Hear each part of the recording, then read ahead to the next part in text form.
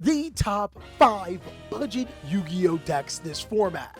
Big dogs, on my last video, everybody was talking about how Cali needs to look out for the brokies. Don't worry, big dog, you already know I got you. The Grinch may steal Christmas, but it's not gonna ruin our Yu-Gi-Oh spirit. And today, I'm gonna be talking about some of the most powerful budget Yu-Gi-Oh decks that you could be playing or strategies that you could be buying to rope somebody into the game. Let's go ahead and jump on in.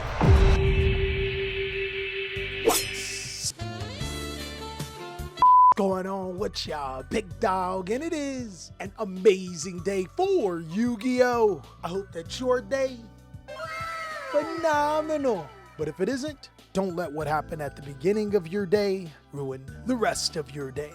And in case you didn't know, I could have swore today was Update Monday! A particular time where we talk about some things that not only make you a better player, but more importantly, to make you a better person overall. Now, I'm not gonna cap with you guys. This Update Monday is pretty emotional. So if you aren't in the right space and you just wanna converse with me about Yu-Gi-Oh, go ahead and skip to the beginning of that portion. I actually left, little tags down below. But this Update Monday, I wanna talk about something that happened to me and is incredibly deep.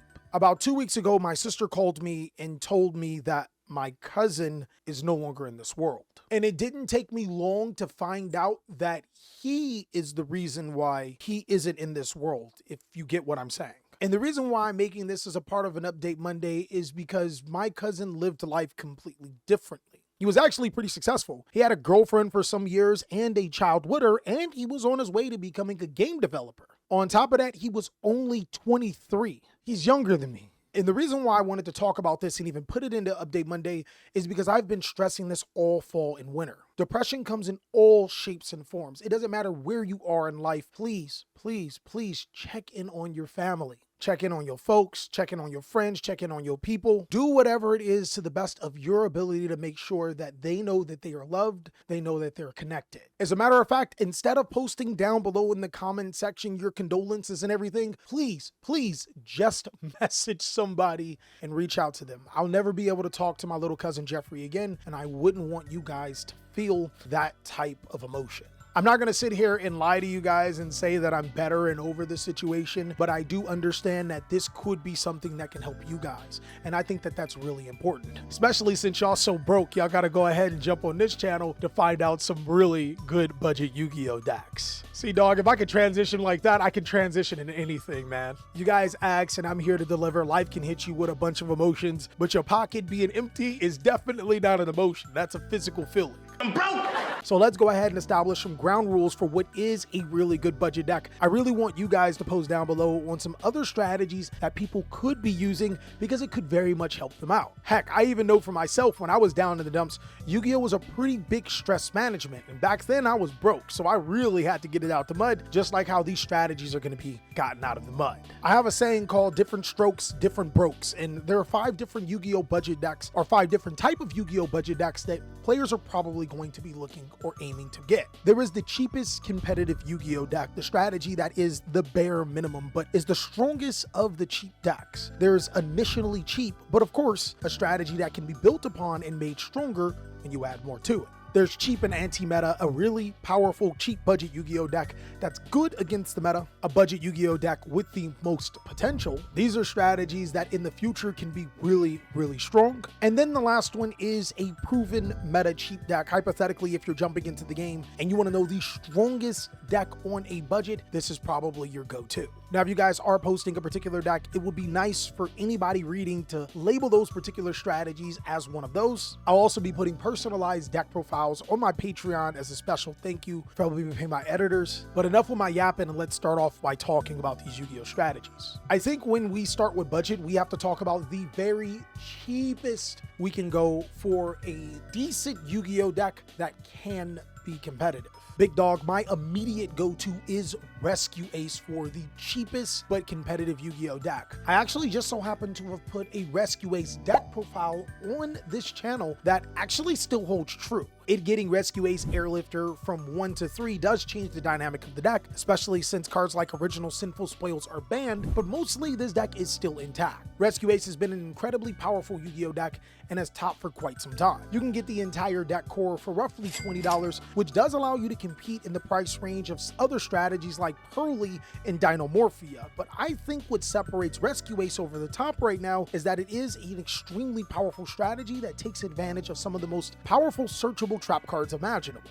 Make no mistake, big dog, I think if you go with the other two strategies, you're not doing anything wrong, but Rescue Ace is going to take the cake for me. One of the most important things for a budget player is to use every resource we have available. Using a budget deck that is specifically good against some of the top strategies in the game is uberly important. And that's why I think that trap Yu-Gi-Oh decks are powerful. Dinomorphia could fit in this slot, and so could Labyrinth. It's pretty cool that the Mami Clan is a powerful budget Yu-Gi-Oh deck, but if we're going to be really honest with ourselves, Labyrinth is one of those strategies that kind of pushes the boundary of budget. Labyrinth can cost a decent amount of money, so if you wanted to invest into a strategy that was really good against a particular deck and wouldn't cost you as much, my thoughts would immediately go to Goblin Biker.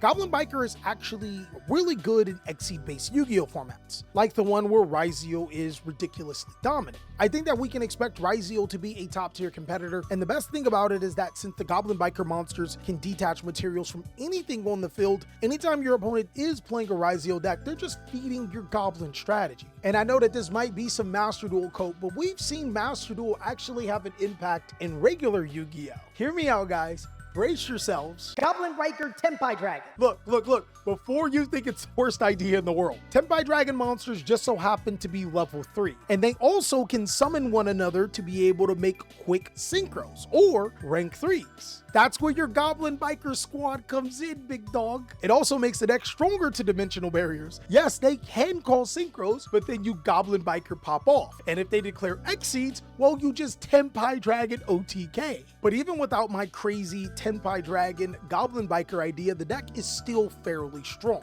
I think one of the most underlooked cards in Yu-Gi-Oh is Full Armored Dark Knight Lancer. This card is incredibly strong. Being able to attach your opponent's cards as long as a card is equipped to it, and then the cards to get to it exceed armored, which allows you to equip cards to it, is one of the main reasons why I think Goblin Bikers are a huge contender. The strategy also gets more support when Supreme Darkness comes around, so you can bet that Goblin Bikers, maybe Tenpai Dragon Goblin Bikers, will be a decent budget Yu-Gi-Oh deck that can actually compete. Now, as you already know, I'm still on that Tenpai Dragon train. It is a proven meta Yu-Gi-Oh deck by last format statistics. And if you guys want to see what I would be doing for Tenpai Dragon as a pure deck, then you can be sure to check out that video, as it has some really awesome things. But if we were to ignore last format statistics and to look forward to this one, we have to pick a deck that is budget but also is really good, proven to be strong. I think one of the most powerful proven meta decks in the game right now is Voiceless Voice. Now, Voiceless Voice has topped some of the most premier events, and just recently inside of the Yugioh format, it did get a top 32 at YCS Anaheim. The reason why is because Voiceless Voice is one of the more simpler decks in the game. It doesn't require the mind-boggling, super-duper combos to be able to play, but it's still a ritual deck. Hear me out. Summoning powerful crypt cards like Skull Guardian to be able to negate whatever your opponent's doing, and then also having protection from targeting through the Crypt Ceravis, it can be doing some things there. All I'm saying is that Link monsters are cool, but if you really try to be for 55th Street, then ritual monsters may be your thing. This strategy simply is one of the better decks in the game, and if you're looking for something that's competitive but budget and proven, then Voiceless Voice is probably your cred. I don't know if it's man or woman. We're in 2024. I'm not here to judge, and it's the last year. I don't want to get canceled. I think both Voiceless Voice and Labyrinth can also be considered into those strategies that are really good, initially cheap, and then you can add more to them. There's strategies that can get stronger with cards like Dominus Impulse and Purge. Really strong trap cards that also just so happen to be a little bit expensive. Those strategies could also be considered proven meta Yu-Gi-Oh decks due to their track record, and so could Exodia. You see, when I mention Exodia, I'm not talking about a stall Exodia deck that wants to draw all 5 pieces. I mean, coincidentally,